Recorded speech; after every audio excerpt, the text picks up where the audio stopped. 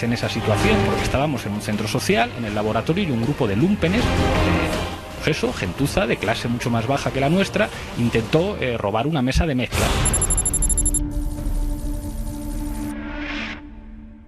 En El Pozo hacemos así nuestros productos artesanos, dándole tiempo al tiempo. Ya no se hacen productos así. El Pozo.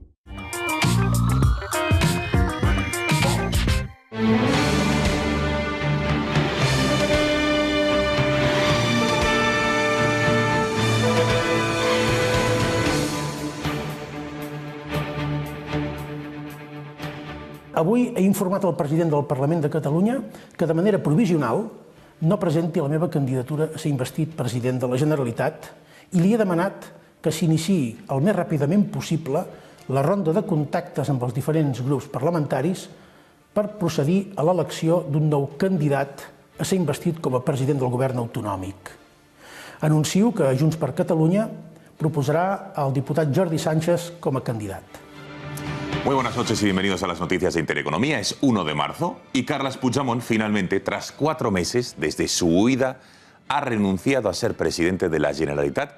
Eso sí, impone a su número 2, Jordi Sánchez.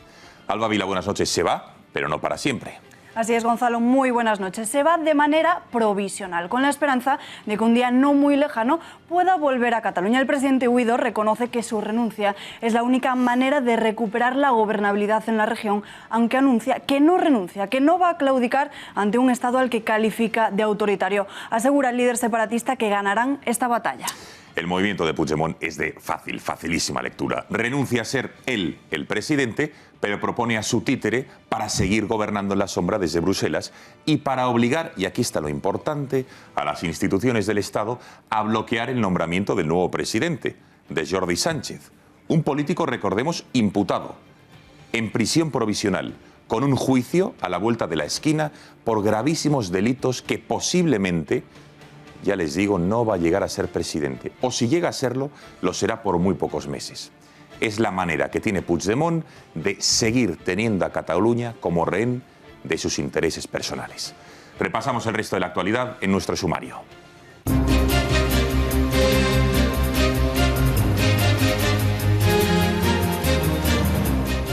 Confirmado, el Mobile World Congress no se va a ir a ninguna parte, se queda en Barcelona. La incertidumbre y el bloqueo político en Cataluña, las manifestaciones en contra de la presencia de Felipe VI habían hecho saltar las alarmas y numerosos rumores porque la feria del móvil más importante del mundo podría cambiar de ubicación, entre otros lugares, a Dubái. Este evento ha cerrado su edición en este año con 107.000 visitantes y va a volver a celebrarse en la ciudad condal en 2019. En página económica, el consumo y la inversión impulsaron el PIB a finales de 2017. La economía española sella su tercer año consecutivo creciendo por encima del 3%. Son datos que se desprenden del Instituto Nacional de Estadística y que muestran cómo el PIB avanzó un 0,7% en el cuarto trimestre de 2017 y creció un 3,1% en el conjunto del año, 2 décimas menos que en 2016. Colocada la primera piedra del edificio Caleido, la quinta torre del Paseo de la Castellana en Madrid, con una inversión de 300 millones de euros. Va a ser construida por el grupo OHL y va a contar con los inquilinos del Instituto de Empresa y el grupo Quirón Salud. Caleido, un nuevo rascacielos de 165 metros de altura, se va a inaugurar en el tercer trimestre del año 2020. Gabriel Cruz Ramírez, de 8 años, desapareció el pasado 27 de febrero en Níjar, Almería. Fue visto por última vez este martes con un pantalón negro, Adidas con rayas blancas y chaqueta roja. En el camino de 140 pasos que une su casa con la de su abuela, fue ahí donde se perdió su rastro. Los agentes y el resto del equipo de emergencias están volcados en la búsqueda del pequeño.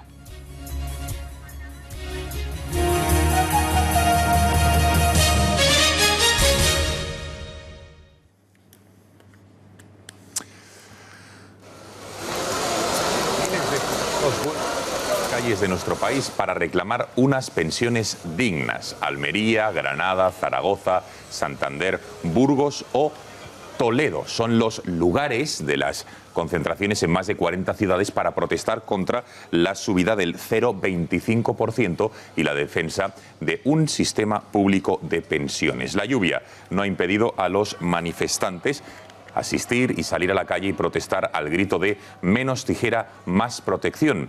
Manos arriba, esto es un atraco, o gobierno ladrón nos roba la pensión. Estas son algunas de las consignas que se han pronunciado durante el día de hoy. La concentración de Madrid enfrente al Ministerio de Hacienda, que luego se ha trasladado al Congreso de los Diputados, ha vuelto a ser una de las más multitudinarias. Alba Vila, cuéntanos, ¿qué es lo que ha ocurrido ahí? Así es, Gonzalo. Se manifestaban esta mañana en Madrid en frente al Ministerio de Hacienda. Pero vamos a ver, porque en España hay 8,7 millones de pensionistas. El grupo mayoritario lo componen los jubilados. Así que veamos ya en estos datos más exactos. Como decíamos, 8,7 millones de pensionistas, de los cuales 5,8 millones reciben una pensión por jubilación. Es decir, 6 de cada 10 pensionistas, 2,3 millones lo hacen por viudedad. 948.000 por incapacidad permanente, 338.000 por orfandad y 41.000 por favor de familiares. Las pensiones por jubilación son las que más se han incrementado en promedio. En 2017 su importe medio subió un 1,91%, Gonzalo. Bueno, vamos a ver, Alba, si te parece. Los pensionistas han salido a la calle, enseguida prosigues con esta interesantísima explicación, pero antes vamos a escuchar la voz. ¿Qué es lo que dicen? ¿Cómo afrontan los pensionistas la situación que se está viviendo en nuestro país? Esa subida del 0,25%, absolutamente irrisoria, que no va acorde con el incremento de la vida, con la inflación, con el IPC, y más aún si echamos la vista atrás, como lo haremos en los próximos minutos. Esto es lo que opinaba la gente ante nuestros micrófonos. Yo no me quejo por mí, pues yo tengo buena pensión, pero vengo por solidaridad por mucha gente que lo está pasando muy mal. O sea que... 3 nietos. Y tenemos que utilizar el tupper para ayudarles también. O sea que... No, lo tenemos crudo, ¿eh? Pero lo que están haciendo mal estos políticos es que, por ejemplo, el que tiene una buena pensión, oye, pues subirle un 0,70 o un 0,75. Y el que tiene una pensión baja, subirle un 2, un 3, un 1 o lo que sea. Hay pensiones que son auténticamente de tristeza, es decir, pensiones de viudedad de 400, de 500 euros, ¿cómo esas personas van a vivir? Esas subidas se las pondría a ellos. Y que vivieran con menos de 1.000 euros para ver la reacción que tenían. Porque el de rebote es más morro que el palo. Haciendo muchos números, y no soy de las más desgraciadas, ¿eh? Yo tengo una pensión de 900 euros. Intentando gastar lo menos posible, mirando los precios de todo, porque claro, hoy tienes con 50 euros comprar una cosa, pero la semana que viene no lo tienes, no te llega. Mi pensión es baja, pero la de mi marido, entonces entre los dos podemos, y tenemos el pisito pagado, entonces podemos llegar a fin de mes. Una vergüenza, es una vergüenza esto, y el gobierno no se entera, no sabe que mucha gente no come, que no hay trabajo, que no va, que esto ya no se puede aguantar, esto ya es demasiado. Bueno, esto es lo que les decía. Vamos a recordar la situación de las pensiones en nuestro país. Javier Torres, buenas noches. Alba nos ha dado unos datos. Vamos a completarnos porque es una radiografía francamente interesante para saber ¿en qué estamos, en qué tableros nos movemos? Buenas noches, Gonzalo. Bueno, pues como decía Alba, en nuestro país, en España, hay 8,7 millones de pensionistas, de los cuales 5,8 reciben una pensión por jubilación. Es decir, que 6 de cada 10 pensionistas son jubilados. Decimos que lo hacen por viudedad 948.000, por incapacidad permanente 338.644, por orfandad y 41.093 por favor de familiares. Las pensiones por jubilación son las que más se han incrementado en el promedio en los últimos 4 años, y en el año 2017 su promedio subió un 1,91%. El año pasado la pensión media por jubilación fue de 1.072,13 euros, la de incapacidad permanente fue de 936,86 euros, 649,55 fue la de viudedad, 536,66 euros las de favor de familiares y 381,53 euros las de orfandad. Respecto a la edad, la media de los jubilados en España es de 75 años y el grupo más numeroso es el que comprenden a las personas de entre 65 a 69 años. A continuación viene el grupo de 70 a 74 años, lo estamos aquí viendo en la gráfica, y a continuación los que oscilan entre los 45 a 49. Posteriormente, esta misma tendencia se repite en las mujeres, pero por cada una mujer jubilada que percibe una pensión, lo estamos aquí viendo, hay 1,6 hombres. Respecto a la jubilación por cuantía, la franja más numerosa es la que comprende una pensión entre los 500 y los 1.000 euros, en total 2,6 millones de jubilados. El segundo grupo lo componen quienes cobran una pensión de entre 1.000 y 1.500 euros, más de 1 millón de españoles en este grupo, y el tercer grupo, el último, es el que recibe menos de 500 euros, unos 824.412 personas que están en esta situación. A continuación, los que cobran más de 2.000 euros, hasta 774.000 españoles, y por último, 610.000 jubilados que cobran entre 1.500 y 2.000 euros. Gonzalo. Bueno, esta es la radiografía. Muchísimas gracias, Javier. Ya sabemos cómo son las pensiones, cómo están distribuidas. Vamos ahora con reacciones políticas a la manifestación. Enseguida escucharemos a más pensionistas. Les hemos dado voz a los auténticos protagonistas. Pero de momento el presidente del Gobierno, Mariano Rajoy, ha anunciado su decisión de celebrar un debate monográfico sobre las pensiones en 10 o 12 días, al mismo tiempo que ha lamentado que no tiene recursos el Estado para poder hacer subidas de más cuantía. Es verdad que muchas personas que son pensionistas han votado al Partido Popular. ¿Pero sabe por qué lo han votado? Porque confían fundamentalmente el Partido Popular para mantener las pensiones. Entiendo perfectamente su reivindicación. Lo que pasa es que todavía la recuperación económica no ha llegado a donde todos queremos que llegue y todavía no tenemos los recursos suficientes para poder subirlas más.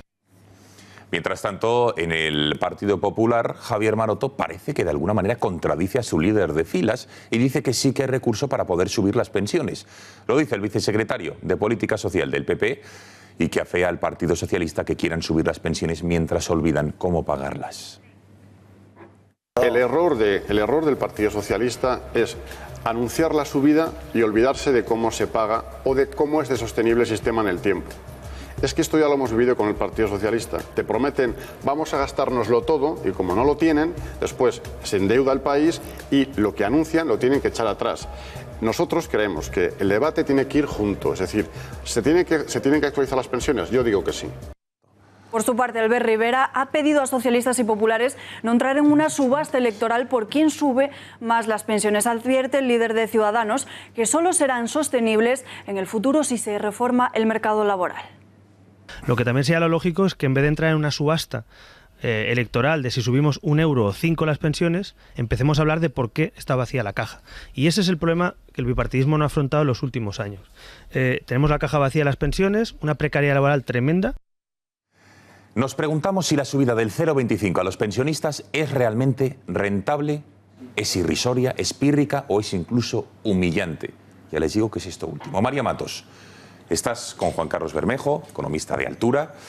Buenas noches, cuéntanos. Buenas noches. Pues sí, hoy me he permitido la libertad de traer un experto con nosotros porque, como ya sabéis, este tema es bastante arduo, bastante difícil y queremos que nos resuelva todas las cuestiones. Lo primero... Buenas noches, Juan Carlos. Buenas noches. Bueno, lo primero que hay que saber es qué es la cesta de la compra. Es una media de lo que nos cuesta a cada español vivir, teniendo en cuenta pues la alimentación, el vestuario, la vivienda, las bebidas alcohólicas, el tabaco, los coches, las comunicaciones, el ocio y la cultura y hoteles y también algún que otro café. En este caso, la inflación es la subida entre 2011 y 2007 que ha subido un 7,3%. Es cómo sube, ¿no? No es así, es cuánto sube o cuánto baja el IPC. Y yo me pregunto, ¿hay alguna trampa? ¿Se han quitado productos de esta cesta de la compra para evitar que el IPC suba tanto?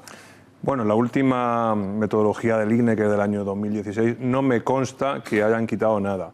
Pero hay algunos elementos de los más de 500, unos 500 que lo conforman, que son la electricidad y el gas, que me parece a mí que no Entonces podríamos poner aquí gas y electricidad.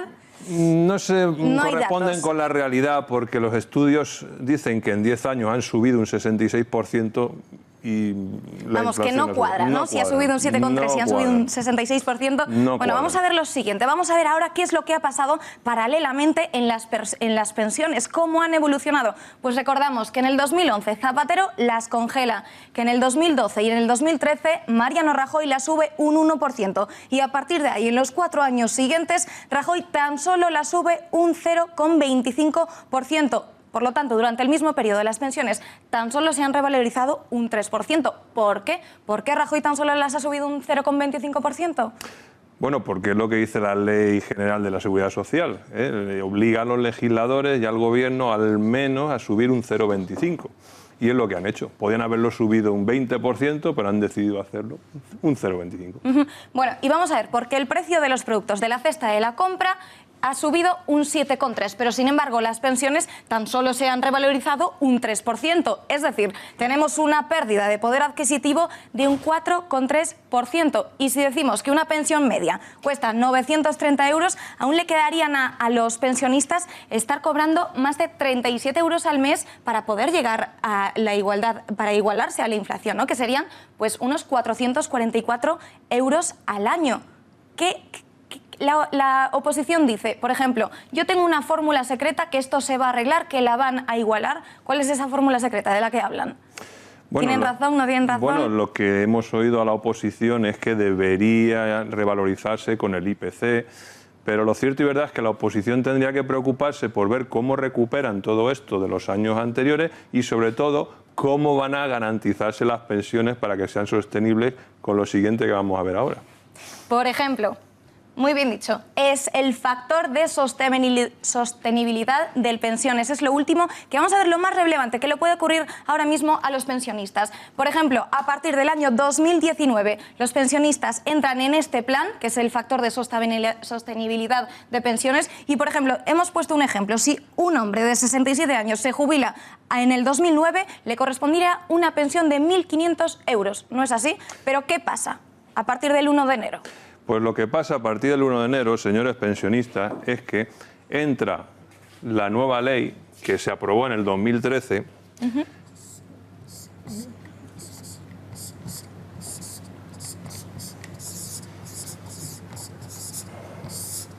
A ver, Juan Carlos, cuéntanos qué estás pintando, qué estamos viendo. El factor de sostenibilidad es por lo que van a multiplicarle a ustedes la pensión que les corresponde.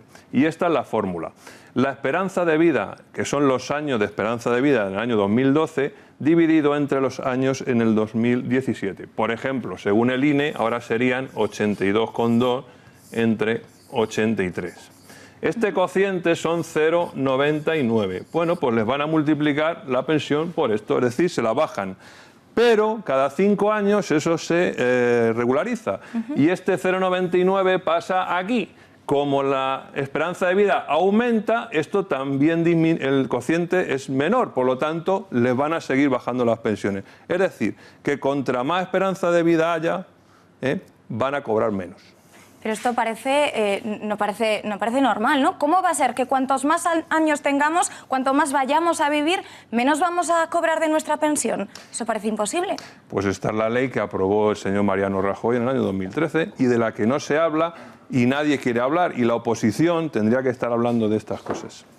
Bueno, pues Juan Carlos, muchísimas gracias por habernos explicado esto tan arduo, y yo creo que lo hemos entendido todos, ¿no es así? Lo hemos entendido francamente bien, Juan Carlos. Solo una cuestión más, porque el sistema de pensiones, digamos, de hoy corresponde a un pensionista, como sabemos, por 2 cotizantes. En 2050 sabemos, Juan Carlos también, que va a ser de un pensionista por un cotizante. ¿Qué se debería hacer para cambiar esta tendencia y evitar que, si es 1-1, el sistema sea absolutamente inviable? Juan Carlos. Bien, pues Gonzalo, lo que hay que hacer es incrementar considerablemente la masa de ocupados, para que al menos se dupliquen y haya 2 por 1. Y también que esos nuevos ocupados tengan salarios dignos para que las cotizaciones sociales sean elevadas y pueda haber superávit en la seguridad social. Eso es lo que hay que hacer, ni más ni menos. Ha quedado clarísimo. Juan Carlos Bermejo, muchísimas gracias por haber estado esta noche en este informativo y buenas noches. Un placer.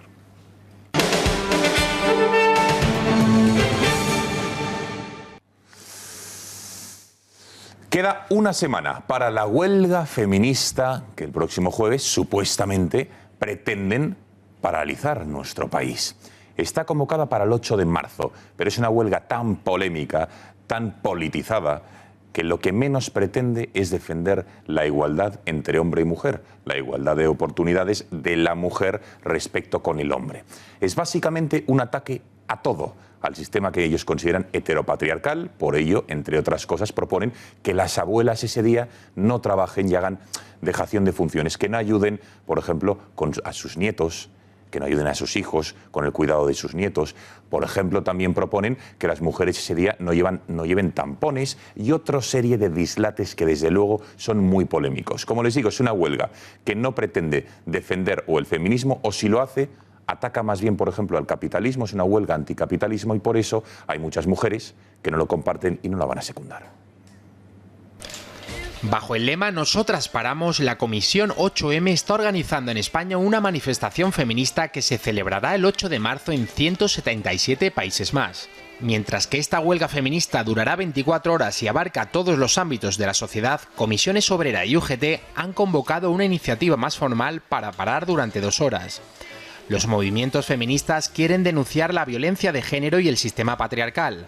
Para ello se anima a las mujeres a participar en la jornada portando un brazalete morado, colgando delantales de los balcones para visibilizar los trabajos de cuidados o dejando de consumir en el mercado, sobre todo en las grandes empresas porque dicen son símbolo de la explotación de trabajadoras. Y es que las feministas sostienen que es incompatible el feminismo y el capitalismo. ¿Y qué pasa con los hombres? Aunque reconocen que no se puede impedir que se sumen a la huelga, los movimientos feministas les llaman a no hacerlo para no difuminar los efectos de la convocatoria. Sin embargo, sí existen maneras para que los hombres contribuyan al éxito de la convocatoria: cuidar de sus hijos para liberar a su mujer, ofrecerse de niñero para liberar a una amiga, cubrir la falta al trabajo de una compañera o, en el caso de ser jefe, darle el día libre a las mujeres sin represalias. Bueno, lo han visto, esta es la realidad, esto es lo que está ocurriendo, estas son las intenciones de la manifestación del próximo 8 de marzo. Como acabamos de ver, ese día diversas asociaciones feministas van a salir a la calle. Muchas mujeres van a paralizarse, a hacer huelga, no van a ir a trabajar. Para analizar de esta polémica huelga tenemos conexión con la periodista Cristina Seguí, a quien ya saludamos. Cristina, muy buenas noches. Hola, buenas noches. Bueno, en primer lugar, ¿estás de acuerdo en que en España no hay igualdad entre hombres y mujeres? Bueno, en primer lugar, la desigualdad no es necesariamente sinónimo de injusticia, ¿no? Lo que es deseable para el bien común en la función pública y en la función privada es que concurran las personas más competentes independientemente de su sexo, y las mujeres no son minusválidas físicas ni jurídicas, ¿no? Pueden concurrir en las mismas condiciones. Lo que es deseable es que se garantice la libertad de concurrencia independientemente del sexo de la persona, y esto sí que se está haciendo, ¿no? Por ejemplo, en la ciudad de Valencia, la policía local, ahora mismo el gobierno nacionalista de Compromís y el Partido Socialista obliga a reservar las plazas de oposición al 30% de las mujeres. Sin embargo, solamente hay una media en la que clarifica que solamente concurren o desean concurrir un 10%, ¿no? Una de las consignas que no ha logrado la adhesión ni el apoyo de todos los partidos es que las convocantes digan que el feminismo es incompatible con el capitalismo. ¿Estás de acuerdo? Pues este es un síntoma de que en realidad las personas que propugnan esto o que están defendiendo esta movilización son personas marxistas, anticapitalistas, simplemente, ¿no? El capitalismo ha sido la garantía y la herramienta principal para la mujer para desempeñarse más allá de las obligaciones del hogar, que eran las que estaba limitada antaño, ¿no? Hace 20 o 30 años, ¿no? Esto, gracias a Dios, no ocurre precisamente gracias al capitalismo. Y Cristina, otro de los puntos más sensibles es el de la brecha salarial. ¿Es verdad que en España se paga menos a las mujeres que desempeñan el mismo puesto de trabajo que un hombre? ¿Tú qué crees? Bueno, también se paga menos, y a mí me preocupa más esta brecha salarial, a una mujer cuyo salario mínimo interprofesional son alrededor de 700 y pico euros, que a la señora Montero, que cobra más de 6.000 euros netos, ¿no? Y que es diputada y que está diciendo que hay una brecha salarial. Hay una brecha salarial condicionada a muchos factores de los que no se está hablando: a la antigüedad, a las horas trabajadas, al puesto desempeñado. Hay una regulación, una regulación estatal delimitada por los convenios laborales que impide este tipo de injusticias, ¿no? Entre las medidas anunciadas por las feministas, no usar tampones, no depilarse las axilas y también que las abuelas no ayuden con los nietos. ¿Qué te parecen todas estas medidas, Cristina? Bueno, en primer lugar, no permitir que nuestra libertad individual y nuestro pensamiento individual sea colectivizado por una ideología, un partido político que además ha sido con diferencia el más regresista en las condiciones y en los derechos de las mujeres por todo el mundo, ¿no? Las mujeres somos igual de capaces, los empresarios y encargados de contratar y de decidir quién es el que mejor debe de ocupar un puesto o con más garantías, pues al final es el que lo garantiza, ¿no? Y sabe perfectamente quién es el más competente. Ha quedado clarísimo. Cristina, gracias por haberos atendido y buenas noches. Más asuntos. Femenino, masculino o no binario. Es la propuesta de reconocimiento de género que Podemos registraba el pasado viernes en el Congreso de los Diputados. Es una ley transexual de la formación morada que también contempla que los menores puedan iniciar cambios de sexo, tratamientos hormonales para poder cambiarse el sexo sin consentimiento de sus padres o tutores legales. Atención, porque en el artículo 72 de esta ley que propone Podemos, el Partido de Iglesias también plantea que todas las actuaciones de la Administración General del Estado y de las comunidades autónomas, un informe de impacto que tendría en gays, lesbianas, transexuales, no binarios, sobre cualquier obra pública. Pretenden con ello, según se plasma en este documento, que se garantice el principio de igualdad y no discriminación, algo muy similar a lo que hizo aquí, en la Comunidad de Madrid, Cristina Cifuentes, con esa ley similar. Nos vamos hasta Zaragoza, Alba. Así es, nos vamos hasta Zaragoza porque el ayuntamiento, gobernado por Podemos, aconseja a las jóvenes enseñar el tanga, llevar un chupachus en la boca y a los chicos vestir con pantalones ajustados o llevar siempre encima condones. Ver para creer. Beso gratis. Ni decir piropos, ni intercambiarse los teléfonos, ni bailar en una discoteca son ahora las tácticas más comunes para ligar, o al menos no en Zaragoza. Su ayuntamiento podemita ha colgado en su web unas advertencias para conseguirlo. En él aconseja a las zaragozanas jóvenes ir bien vestidas, con ropa ajustada y muy sexy, insinuar escote o tanga, depilarse y mostrarse muy femenina, también dejarse tocar, estar pendientes del chico, reírle las gracias y, ojo al dato, llevar un chupa chups en la boca y llevar condones. Nada más y nada menos que para conseguir un amor de verano, dicen, ahora que se acerca la primavera. Ellos, sin embargo, deben, entre otras cosas, ser simpáticos, agradables y un poco chulillos, hablarlas al oído, invitarlas, defenderlas, hacerse algo el duro y vestir con vaqueros ajustados, marcando culete. Estos son los vergonzosos consejos dirigidos a niños de 15, 16 y 17 años para facilitarles los amores de verano. Además de recomendaciones para lograr pareja, se incluyen recetas infalibles para quedarse soltera, libre y sin compromiso. En el caso de las chicas, estaría prohibido vestir demasiado tapada, ser marimacho o esperar a casarse para tener relaciones sexuales. Las recomendaciones se ofrecen tal cual, sin ningún filtro, pese a que denigran la imagen de la mujer. Incluso se anima a llevarlas a la práctica. En el caso de los chicos, entre las actitudes que les alejan del éxito amoroso está ser machista y prepotente, fijarse solo en el físico, ser celoso y controlador. Pero tranquilos, sus hijos ya no podrán seguir estos consejos. Tras las denuncias de muchos medios de comunicación, el enlace a este artículo ha dejado de estar disponible.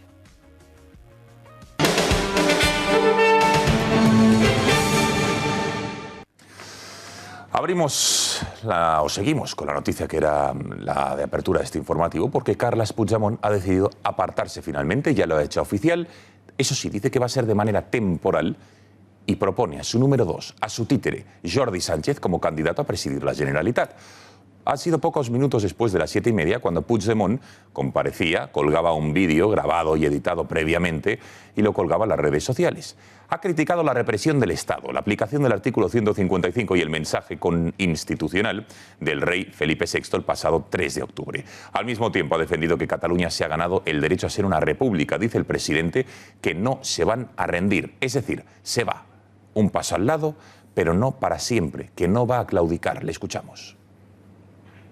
Avui he informat el president del Parlament de Catalunya que de manera provisional no presenti la meva candidatura a ser investit president de la Generalitat i li he demanat que s'iniciï el més ràpidament possible la ronda de contactes amb els diferents grups parlamentaris per procedir a l'elecció d'un nou candidat a ser investit com a president del govern autonòmic. Anuncio que Junts per Catalunya proposarà el diputat Jordi Sánchez com a candidat. Anuncio que Junts per Catalunya proposarà el diputat Jordi Sánchez com a candidat. En Jordi és el número 2 de la nostra llista. En Jordi representa, probablement com ningú, els valors de Junts per Catalunya. I és un home de pau, i és un home injustament tancat en una presó espanyola. Que tothom ho tingui clar. No claudicaré, no renunciaré, no em retiraré, i que un dia, espero que ben aviat, podré retornar a Catalunya com un home lliure. Bueno, esto decía Carles Puigdemont. Se va, se retira temporalmente Alba, pero anuncia que su sucesor, el candidato a presidir la Generalitat, es su número 2, Jordi Sánchez. ¿Quién es? ¿Qué sabemos de él? Porque él dice que es un hombre de paz. Adelante.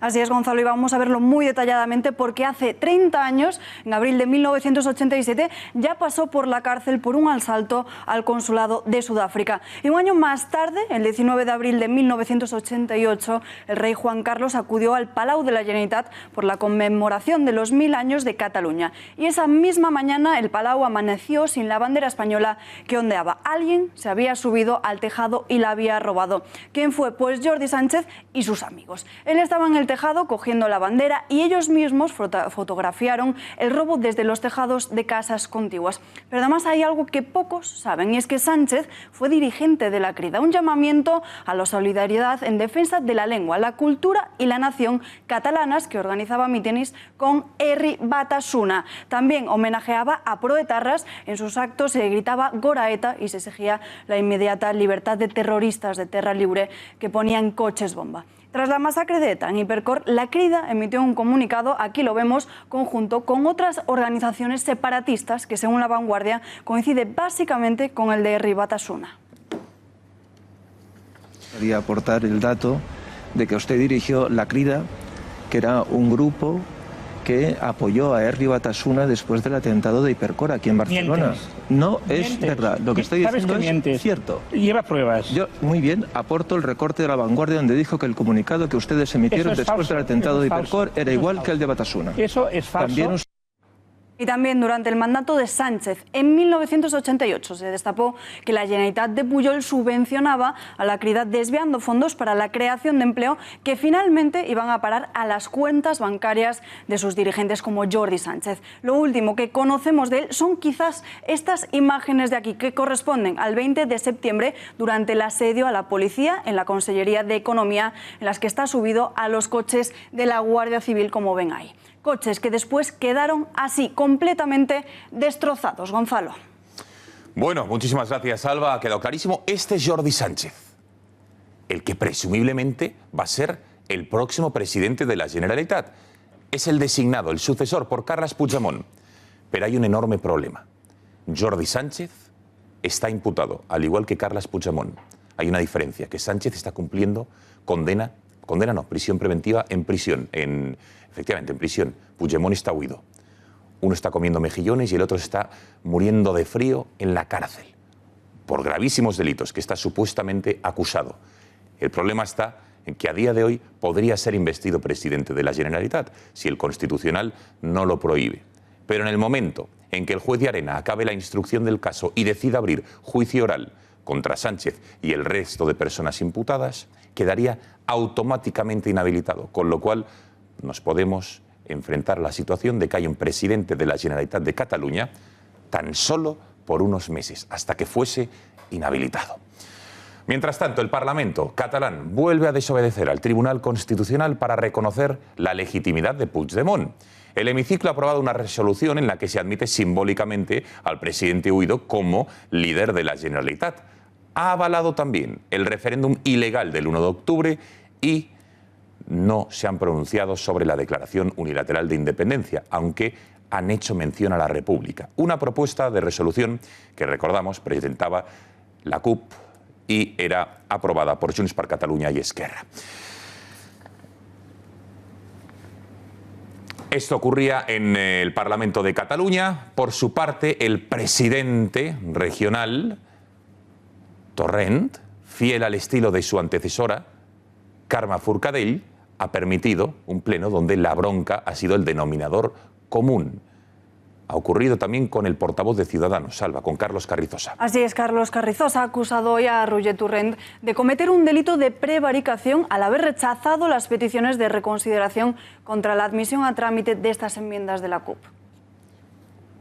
Bueno, lo que ellos llaman el referéndum de autodeterminación de Cataluña del día 1 de octubre, en el que se le quiere dar validez y, por tanto, vulnera expresamente el auto del Tribunal Constitucional, que ya se refirió sobre eso, y requiere un acuerdo expreso de la mesa sobre su admisión a trámite. Nosotros creemos que se ha prevaricado, que se ha cometido un delito por parte de la mesa admitiendo a trámite, desestimando.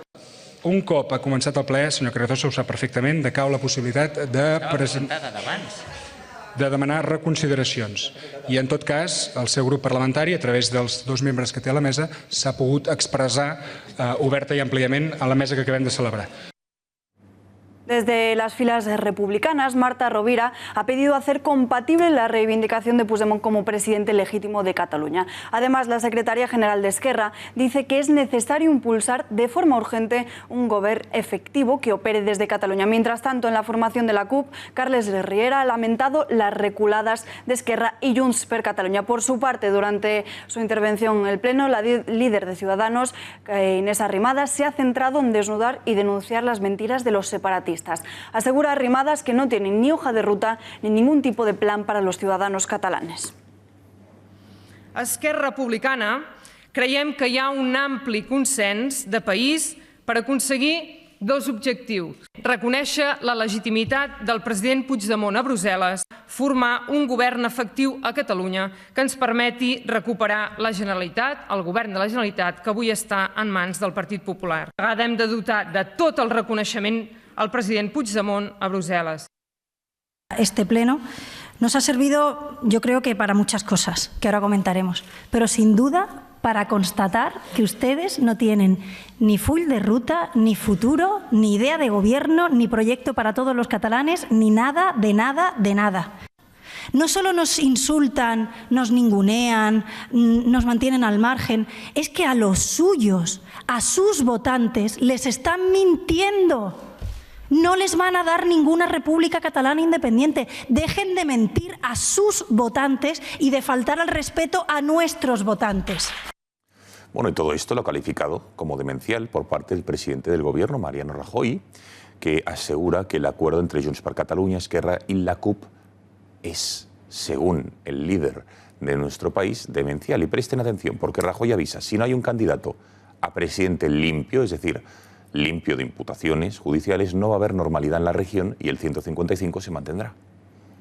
Eso es demencial. A mí, que elijan a quien quieran, pero creo que sería un error mayúsculo y sería dar un mensaje de continuamos con el enfrentamiento, elegir a una persona que tuviera problemas con la justicia. Lo que tienen que hacer es, una vez celebrar las elecciones, elegir a una persona limpia. Han huido de la moderación, del sentido común y la razón, se han instalado en el radicalismo. Y desde la cárcel, el que fuera presidente el que es presidente de Òmnium Cultural ha escrito una carta abierta en donde asegura que van a volver a votar. Ahí ven la imagen de Jordi Cuixart y en la carta decía lo siguiente. Vamos a verla.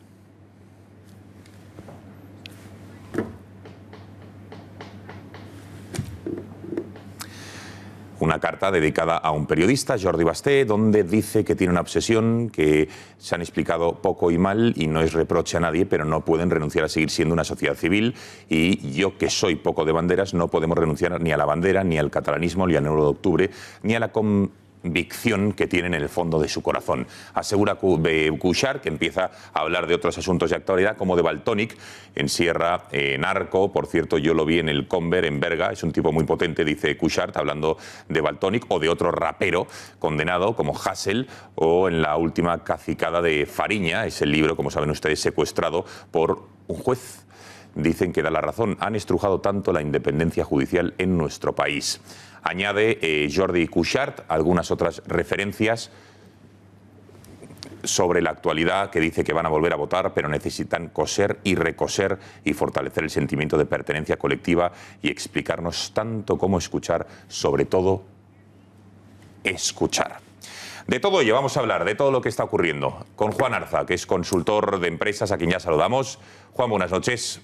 Buenas noches, Gonzalo. Bueno, Puigdemont ha anunciado que retira su candidatura y propone a Jordi Sánchez. ¿Cómo valoras este gesto? Bueno, en fin, las intenciones del señor Puigdemont y de quienes lo rodean son muy difíciles de escrutar, pero yo creo que básicamente lo que pretenden es ganar tiempo con vistas a seguir negociando para evitar las elecciones, escenario que por otra parte al señor Puigdemont a lo mejor tampoco le desagrada del todo. Lo que está claro es que no vamos a ir a la tan querida normalidad y tan demandada normalidad, ni mucho menos. Aquí tenemos proceso para rato y tenemos lío para rato. De momento, lo que esta decisión le crea al gobierno español, o al Estado español, mejor dicho, es un grave problema legal, porque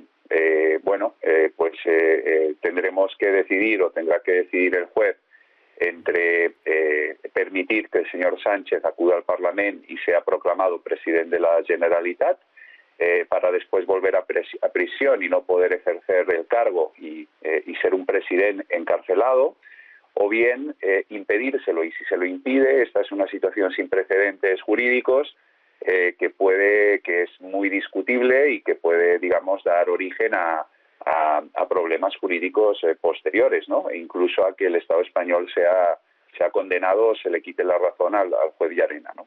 De manera que más lío, eso lo tenemos asegurado. Juan, el expresidente lo ha dejado muy claro, no se va a retirar, va a luchar hasta recuperar las instituciones de Cataluña del autoritarismo del Estado. Claro, es que a ver si nos vamos enterando ya de una vez en algunos despachos de la Moncloa y en algunos círculos políticos de Madrid, básicamente, de que hay una parte del independentismo muy importante, que además es la parte que ahora mismo lidera el bloque independentista, que es un independentismo que no va de farol, que lo que quieren conseguir, pues intentarán hacerlo con el mínimo coste para su hacienda, para su vida, para su libertad, pero van a seguir adelante a toda costa y no tienen la más mínima intención de gobernar y de hacerlo dentro de la normalidad y de la legalidad. Por tanto, este señor va a seguir adelante, y mientras este señor domine los medios de comunicación como los sigue dominando el nacionalismo aquí en Cataluña, o tantas otras instituciones, ¿no? Porque vemos los lazos amarillos colgados en muchísimos edificios oficiales, ¿no? O puedan seguir subvencionando los medios de comunicación como los siguen subvencionando pese al 155. Mientras tengan el dominio social y mediático que tienen, pues habrá buena parte de los catalanes que sigan todavía encerrados, digamos, en ese bucle permanente. Queda clarísimo. Juan Arza, muchísimas gracias por haber atendido la llamada de este informativo a las cámaras. Gracias, buenas noches. Gracias a vosotros, buenas noches. Bueno, atención, el escandalazo que conocíamos hoy. Los Mossos d'Esquadra mantuvieron un servicio ilegal de espionaje a todo aquel que pudiese interrumpir el proceso separatista. Bajo el mando de la Generalitat de Cataluña vigilaron a partidos políticos, activistas, personajes públicos o privados, entidades, plataformas, todos ellos, evidentemente, constitucionalistas. Conectamos con nuestra compañera Patricia Tenorio. Patricia, cuéntanos en qué consistía este auténtico escándalo, una vez más, de los Mossos, cuyas pruebas y evidencias encima intentaron quemar el pasado 26 de octubre. Patricia, buenas noches, cuéntanos.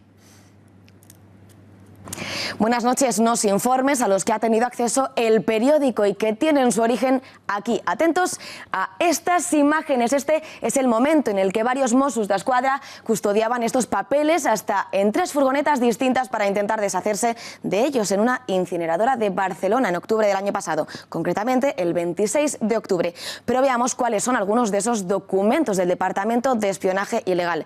Entre los papeles queda de manifiesto que los Mossos tenían orden para llevar a cabo varias tareas de vigilancia, seguimientos, también algunas grabaciones de conversaciones o toma de fotografías, atención, de personas del ámbito político, periodístico, empresarial y social que pudieran ser una amenaza para el proceso soberanista que estaba poniendo en marcha la Generalitat de Cataluña.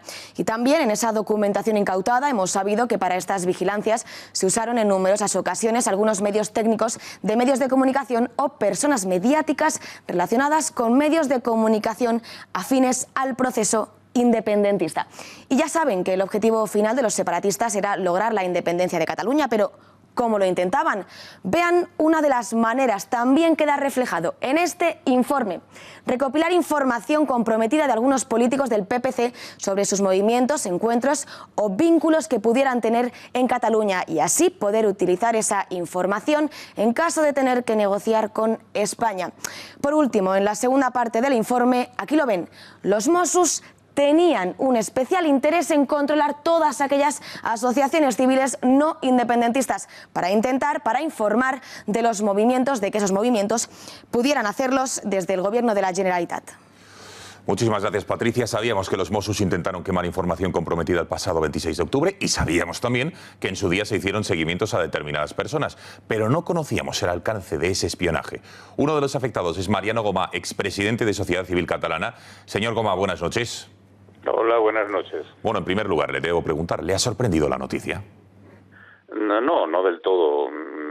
Yo tenía ya una cierta información en relación a de que, bueno, había una serie de personas, entre ellas me encontraba yo, habíamos sido objeto de espionaje o de seguimientos, etcétera, y hoy no hace más lo que ha aparecido ya oficialmente en todos los medios de comunicación, pues es confirmar un poco esa sospecha inicial, ratificando la veracidad de la noticia. Bueno, yo tengo que decir que para mí es un honor estar en los nombres de las personas que han sido seguidas o espiadas, porque yo creo que es un honor cuando uno defiende su país el que haya personas que tengan un cierto temor a las acciones personales en este caso mías, ¿no? Por tanto, bien, es así. Lo que pasa es que me entristece mucho y me inquieta mucho porque lamentablemente estos son las maneras que se utilizaron en la primera mitad del siglo XX para lo que todos sabemos que fue el drama más importante y más cruel para Europa y para el mundo, ¿no? ¿Tuvo información, pero se sintió en algún momento espiado o tuvo conocimiento de que estaba siéndolo? No, yo en ningún momento me sentí espiado, pero es que como tampoco estoy acostumbrado a que me espíen, pues tampoco creo que tuve que actuar de una forma diferente. No, la verdad es que síntomas físicos o síntomas personales que me demostraran que podía haber un cierto seguimiento, ciertamente no los tuve.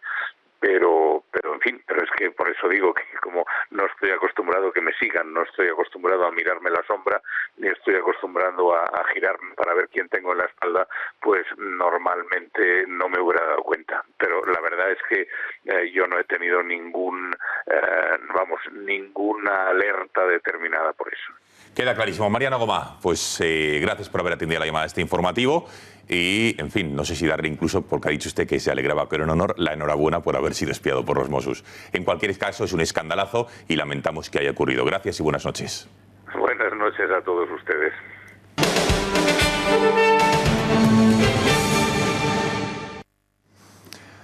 Podemos ha presentado más de 100 enmiendas propuestas para modificar la Ley de Seguridad Ciudadana, más conocida como la Ley Mordaza. Entre ellas, ojo, despenalizar a quienes inciten al desorden público en las redes. Patricia Tenorio, buenas noches de nuevo. ¿En qué consisten estas propuestas de Podemos concretamente? Buenas noches. Así es, más de un centenar de propuestas para que, tal y como han asegurado desde la formación morada, no haya ninguna norma que pueda impedir el ejercicio de las libertades públicas de nuestro pueblo. Pero veamos cuáles son algunas de las iniciativas. La primera de ellas, blindar el derecho de manifestación para evitar que el simple hecho de que no se comunique una manifestación con 24 horas de antelación no suponga un motivo para que las fuerzas de orden público disuelva esa concentración. Desde Podemos quieren dejar siempre salvaguardado el derecho de la ciudadanía a manifestarse. Esta propuesta se completa además con otro punto: que no se sancione la celebración en lugares de tránsito público de reuniones o manifestaciones espontáneas y pacíficas. En cuanto al atentado a la autoridad, Unidos Podemos pretende que no se imponga el mismo castigo cuando en una manifestación se produce un altercado entre fuerzas de orden público y manifestantes que cuando se produce un atentado deliberado en un momento pacífico contra la autoridad. También También Podemos quiere prohibir el uso de pelotas de goma o que los agentes avisen por megafonía en las manifestaciones antes de efectuar cargas policiales. Por otro lado, quieren que se derogue la disposición adicional que legalizaba las devoluciones en caliente de los inmigrantes, que se garantice el derecho de asilo y que se dé asistencia a las personas que entran irregularmente en España. También aboga en sus enmiendas por reducir de 6 a 2 horas el tiempo de estancia en comisaría para identificar a una persona cuando no se ha podido hacer con ningún documento en ese momento. Y terminamos este repaso con la disposición de Podemos de acabar con la presunción de veracidad de los agentes de policía para que su versión y la de los detenidos tengan exactamente el mismo valor. Según ellos, existe la necesidad de que muchas personas se puedan defender ante actuaciones abusivas de los cuerpos y fuerzas de seguridad del Estado. Gracias, Patricia. Y para analizar las medidas que propone Podemos para cambiar la Ley de Seguridad Ciudadana, tenemos conexión con un policía, Serafín Giraldo, portavoz de la Unión Federal de Policías. Serafín, muy buenas noches. Hola, muy buenas noches. En primer lugar, ¿cree que la Ley de Seguridad Ciudadana actual, la vigente, según Podemos, dice que es una ley que sanciona el ejercicio de los derechos y libertades de los ciudadanos? Como policía, ¿comparte este argumento? No, desde luego que no. Es evidente que la Ley de Seguridad Ciudadana lleva ya vigente un par de años y yo no veo ninguna protesta social contra ella, excepto al principio cuando salió. Quiero argumentar que el apelativo Ley Mordaza, desde luego que no obedece al contenido de la ley. La ley que regula el derecho a manifestación y reunión, que es una de las más avanzadas a nivel europeo, se regula en otra ley, en la Ley del 83. Me gustaría, señor Giraldo, analizar algunos de los puntos más polémicos. Pretenden que no sea falta el hecho de no avisar con al menos 24 horas de antelación una manifestación. ¿Esto qué le parece a usted? Eso es una tontería mayúscula y además se la argumento fácilmente. El hecho de avisar a la autoridad 24 horas antes de una manifestación es precisamente para que la autoridad, en este caso la policía, prepare un dispositivo para proteger a esa manifestación, con lo cual es ilógico, por no decir otro nombre. Esta propuesta también pretende acabar con lo que considera un atentado contra la autoridad e igualar a policías con manifestantes. ¿Cómo lo valora? Pues hombre, desde luego que la presunción de veracidad hasta ahora siempre la han tenido los agentes de autoridad. En ese caso, cualquier ciudadano que ejerza de policía y ya está. O sea, el principio de autoridad precisamente se tiene por ser policía, por ser autoridad. Si quiere usted quitar ese principio, dejaremos de ser policías. Claro, pretende acabar también con la presunción de veracidad de los agentes de policía para que su versión y la de los detenidos, digamos, tengan el mismo valor. ¿Esto cómo casa, señor Giraldo? Pues entonces tendría que también cambiar el sistema judicial y todo lo que sucede en un proceso judicial, porque desde luego tiene presunción de veracidad todo lo que dicen los funcionarios públicos. Pero mire, le voy a argumentar algo que además es muy sencillo. La presunción de veracidad hoy día resulta absurda. Hoy día prácticamente todas las actuaciones policiales son grabadas a través de los medios que tenemos a nuestra disposición, como son los móviles u otro tipo de mecanismos para grabarlas. Con lo cual, mire, al final es un juez quien decide, por decirlo de alguna manera. Ahora, si a nivel propagandístico, se quiere acabar con un principio de autoridad que desde luego lleva siglos de existencia desde que el derecho es derecho, pues mire, me parece muy bien, pero desde luego tiene una palabra: estúpido, estupidez. Serafín Giraldo, gracias y buenas noches. Buenas noches. Y abrimos página internacional. Nos vamos hasta Venezuela porque Nicolás Maduro se ha atrevido a bailar, como van a ver ahora en sus pantallas, reggaetón tras anunciar su candidatura. Unas elecciones que se van a celebrar el próximo 22 de abril sin oposición. La ausencia de competencia no es un problema para Nicolás Maduro.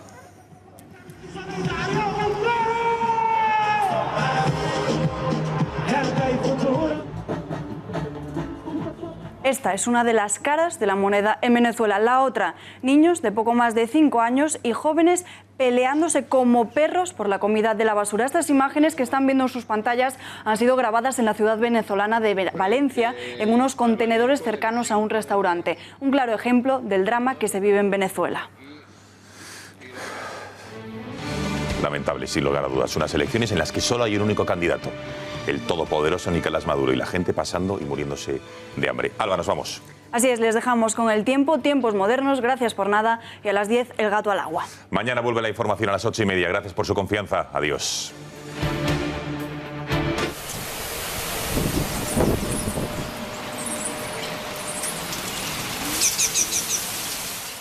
Esas lluvias que tanto se hacían de rogar ya han llegado y además van a seguir en los próximos días, lo que quiere decir que muy probablemente los embalses se van a llenar y los campos desde luego lo van a agradecer. También es probable que haya inundaciones y este será el aspecto negativo que tengan como consecuencia esas numerosas y continuadas lluvias que se van a producir en los próximos días. Vemos como en el mapa previsto para mañana al mediodía prácticamente casi toda la península, quitando el noreste, estará cubierta y habrá precipitaciones.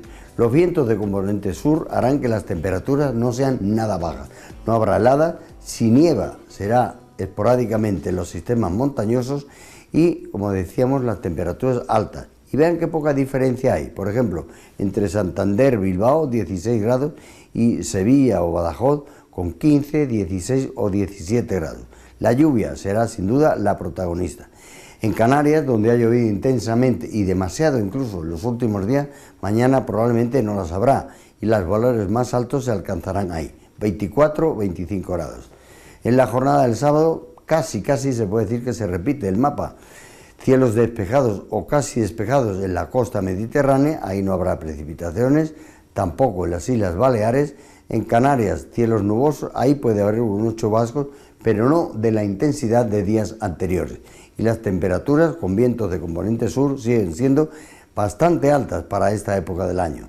16, 17 grados. A orillas del Cantábrico, lo mismo prácticamente que en Andalucía Occidental y también en Extremadura.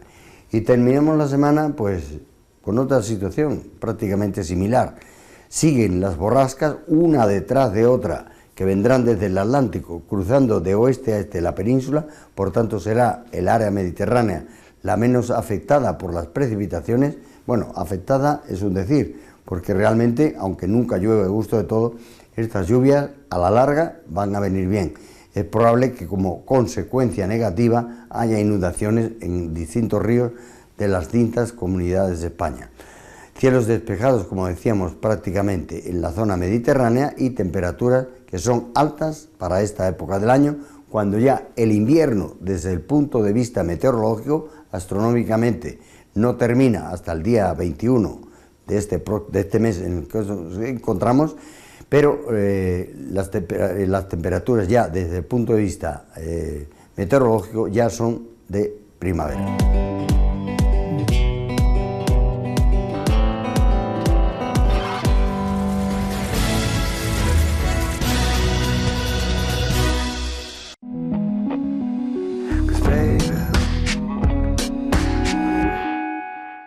Hablar de los artesanos del Pozo es hablar del tiempo. De este no, de este. Porque en el Pozo hacemos así nuestros productos artesanos, dándole tiempo al tiempo.